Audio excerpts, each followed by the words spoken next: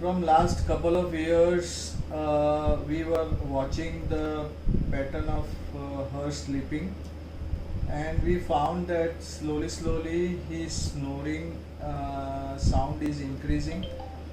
Second thing, he was keeping his mouth open while sleeping, and the third thing is suddenly in between snoring.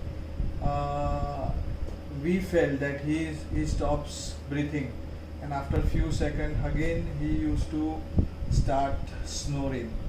And the fourth thing is the lower teeth, front teeth, were not in a shape. It was going little behind than the row. So we thought that we should consult a pediatric dentist, and we came across Dr. Ankita Shah, and she diagnosed that it is a tongue tie issue, and she was hers was operated, and tongue tie was released.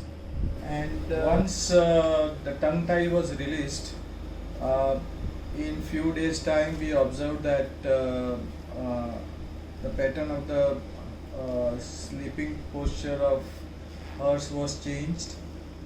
He was quite peaceful in sleep. His mouth was shut. He was taking breath from the nose. Snoring was absolutely stopped. So overall, we felt that he is very comfortable in sleep, and I must give credit to Dr. Ankita for that.